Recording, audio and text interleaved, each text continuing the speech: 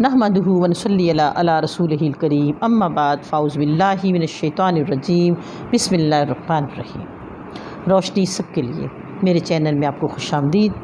عزیزان گرامی، حضرت ابراہیم علیہ السلام کا قصہ چل رہا ہے اور میں آپ کے پہلے بھی ویڈیو شیئر کر چکی ہوں اور نیکسٹ پارٹ آپ کے ساتھ اب شیئر ضرور کروں گی۔ عزیزان گرامی، حضرت ابراہیم علیہ السلام نے نمرود کو ہر طرح کوشش کی منانے کی، لیکن چونکہ وہ ربوبیت کا بھی دعویٰ کر چکا تھا اور اللہ رب العزت سے جنگ کا بھی دعویٰ کر چکا تھا، اسے نمرود نے حضرت ابراہیم علیہ السلام سے کہا کہ تم اپنا زمینی لشکر لے کر آ جاؤ۔ 60 لاکھ بندے اس نے تیار کیے، 60 لاکھ زرہ پوش اس کے پاس تھا۔ حضرت ابراہیم علیہ السلام نے اللہ رب العزت کے آگے درخواست کی کہ اللہ رب العزت مجھے صرف اور صرف ایک ادنا سی تیری مخلوق ہے مچھر، مجھے وہ چاہیے۔ اللہ رب العزت نے ان کی درخواست کو قبول کر لیا اور حضرت جبرائیل علیہ السلام کو حکم دیا کہ کوہ کاف جا کر ایک سوراخ کھول دو۔ چنانچہ ایسا ہی ہوا۔ اللہ رب العزت کے حکم سے وہاں سے اتنا ہی مچھر آیا جتنا نمرود کے لشکر کے لوگ تھے۔ اس طرح لشکر نے آ کے اس طرح مچھروں کا لشکر تھا کہ سارا لگتا تھا جیسے آسمان پہ بادل آ گئے۔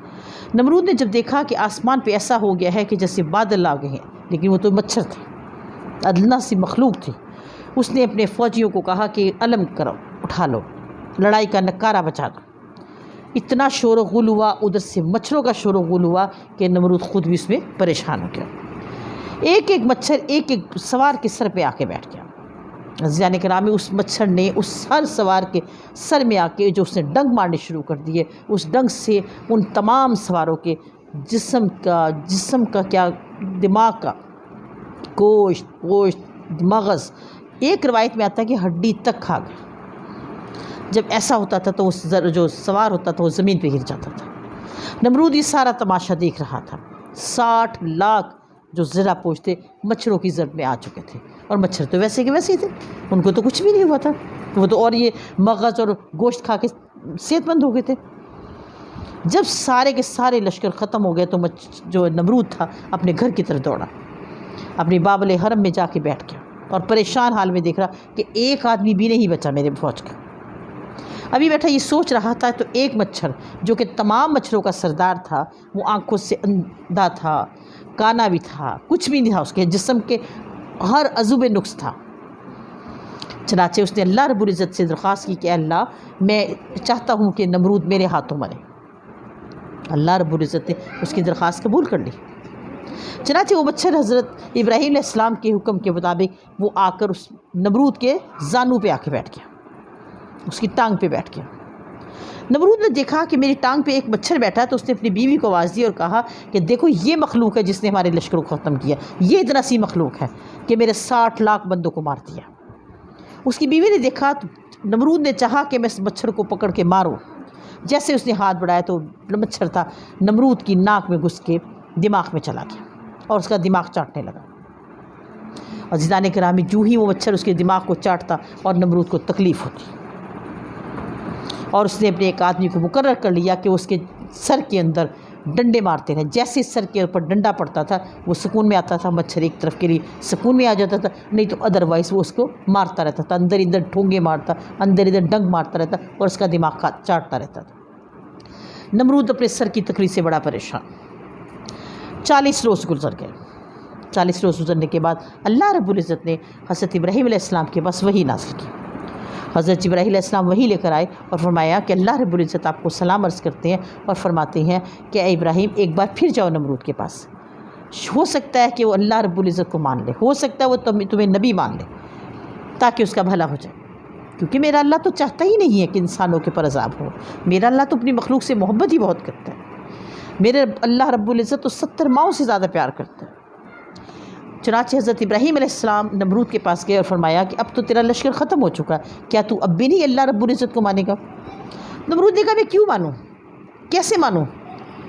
تو حضرت ابراہیم علیہ السلام نے فرمایا اگر تیرے گھر کی کوئی چیزیں گواہی دیں تو کیا تو مان جائے گا؟ جو ہی حضرت ابراہیم علیہ السلام کے منہ سے یہ لفظ نکلا تو نمرود کے گھر کی ہر چیز، پردے، کرسی، میز، تخت، آلات، ہر چیزوں سے آواز نکلنے لگی، لا الہ الا اللہ مالک الحق المبین و ابراہیم رسول رب العالمین۔ بلند آواز سے یہ جب دیکھی تو نمرود نے تمام کی تمام چیزوں کو جلا دیا۔ نمرود تھا نا، کافر تھا، اسے ازل تک کافر ہی رہنا تھا۔ عزیزان گرامی، اس نے تمام چیزوں کو جلا دیا اور ابراہیم علیہ السلام سے کہنے لگا اب بتاؤ اب کون گواہی دے گا؟ حضرت ابراہیم علیہ السلام مسکرائے فرما لیں کہ تیرا یہ مکان، تیرے ستون، تیرے دروازے، تیری کھڑکیاں، جو ہی حضرت ابراہیم علیہ السلام کے منہ سے یہ لفظ نکلے تو تمام کے تمام دروازے، تمام کے تمام کھڑکیاں، ستون، چھت، سب کی آوازیں نکلیں گی، لا الہ الا اللہ ملک الحق المبین و ابراہیم رسول رب العالمین۔ نمرود نے تمام لوگوں کو بلوا کے اس تمام چیزیں توڑوا دی۔ عزیزان گرامی، اس نے گھر کی ہر چیز کو توڑوا کے دریا میں ڈال دی اور پھر ہنس کے کہنے لگا نمرود اے ابراہیم اب بتا کون گواہی دے گا؟ حضرت ابراہیم علیہ السلام نے مسکرا کے فرمایا تیری پوشاک گواہی دے گی جو تو نے پہنی ہوئی ہے۔ جیسے ہی آپ نے فرمایا تو اس کی پوشاک سے پھر وہی آواز نکلی، اس نے اپنی پوشاک اتار کے اس کو بھی جلا دی۔ پھر یہی کہا کہ اب کون گواہی دے گا؟ جیسے ہی بات ہوئی تو حضرت جبرائیل علیہ السلام حضرت ابراہیم علیہ السلام کے پاس آئے، کہنے لگے اے ابراہیم اس کو چھوڑ دو، یہ پلید کبھی بھی ایمان نہیں لائے گا۔ ہوتا یہ تھا کہ تمام کافر جس وقت موت کا ٹائم آتا تھا تو اللہ کی وحدانیت کا اقرار کر لیتے تھے، کوشش کرتے تھے کہ ایمان لیا، لیکن اس وقت تو ٹائم گزر چکا ہوتا تھا۔ لیکن یہ کافر ایسا ہے کہ اس وقت بھی آ کے نہیں اللہ کی ربوبیت کا انکار ایک اماننا ہو رہا ہے، چھوڑ دو اس کو۔ ایک حدیث میں آتا ہے کہ حضرت عبداللہ ابن مسعود نے حضرت ابو جہل کا سر کاٹنا چاہا تو ابو جہل نے کہا کہ اے عبداللہ میں محمد صلی اللہ علیہ وسلم کو ہمیشہ سے دشمن مانتا ہوں اور میں مانتا رہوں گا، اور میں ان کو نبی نہیں مانتا، یعنی کہ یہ اس وقت کے لفظ ہیں جس وقت اس کا سر کٹ رہا تھا۔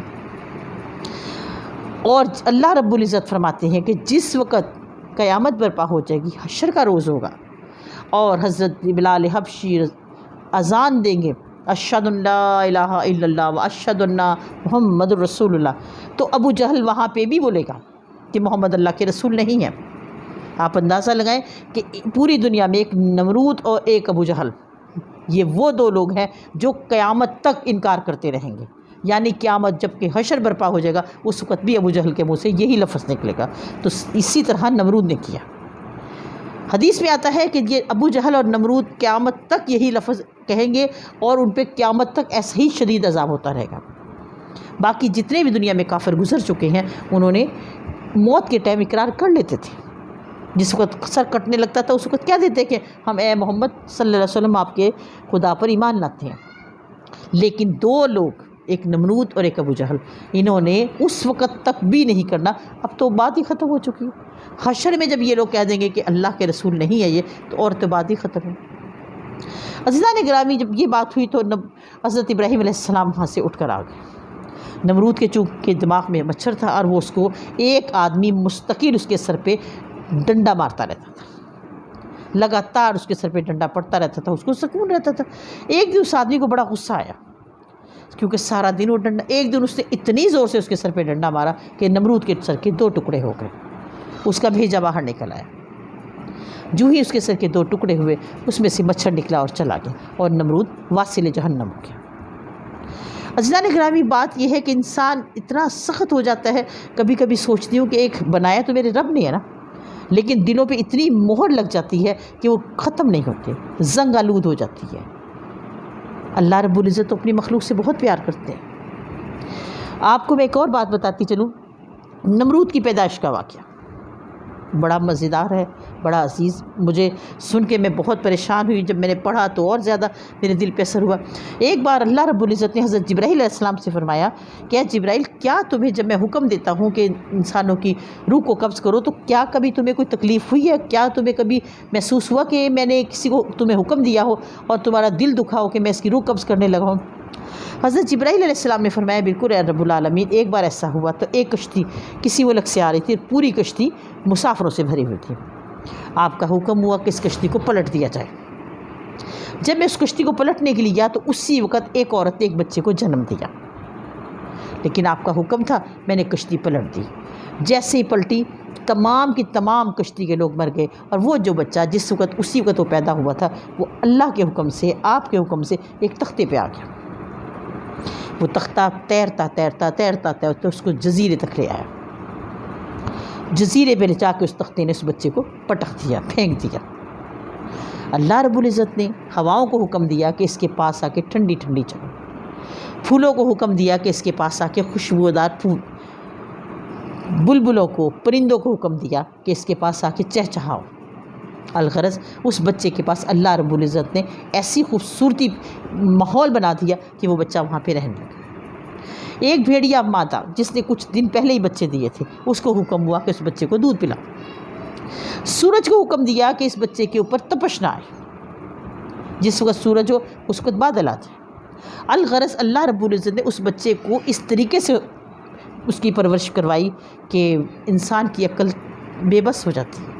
بھیڑیا مادہ آتی ہے اور اس کو دودھ پلاتی ہے، پھولوں کے خوبصورتی، پرندوں کی چہچہاہٹ اور ان کے خوبصورت نغمے اس بچے کا دل مسرور کرتی تھی۔ وہ بچہ ان میں پلتا رہا، بڑا ہوا، درختوں کے پھل کھانے شروع کر دیے۔ وہ الغرض اتنا طاقتور بچہ ہو گیا، اتنا بڑا بچہ ہو گیا۔ اور تمہیں پتہ ہے وہ بچہ کون ہے؟ حضرت جبرائیل علیہ السلام نے فرمایا، اے اللہ یہ آپ جانتے ہیں کہ وہ کون ہے؟ تو اللہ رب العزت فرمایا، اے جبرائیل یہ وہ نمرود ہے، جس کو اس طریقے سے، یعنی کہ میں نے اس کو زندگی دی، اس طریقے سے زندگی دی کہ تمام کے تمام لوگ ختم ہو چکے تھے اور اس کو زندگی دی، لیکن اس کے دل پہ مہر لگ چکی تھی کہ وہ پھر بھی اللہ پہ ایمان نہیں لایا۔ کتنی اس کو بادشاہی دی، کتنا جاہ و جشم دیا، کتنی دولت دی، لیکن اس کے باوجود اللہ رب العزت کا انکار کرتا ہے۔ عزیزان گرامی، میری آج کی ویڈیو نمرود پہ ختم ہوتی ہے۔ انشاءاللہ آگے میں حضرت ابراہیم علیہ السلام کی اولاد کے بارے میں اور پوری ان کی ویڈیو بناؤں گی، آپ سے ضرور شیئر کروں گی۔ میری تمام ویڈیو میں اللہ رب العزت سے درخواست ہے کہ کوئی مجھ سے غلطی ہو گئی ہو تو اللہ رب العزت سے معافی کی مانگتی ہوں۔ اور آپ سے پھر وہی کہوں گی چلتے چلتے کہ پلیز میرے چینل کو ضرور سبسکرائب کیجئے اور پلیز شیئر بھی کیجئے اور لائک کا بٹن دبائیے۔ فی امان اللہ۔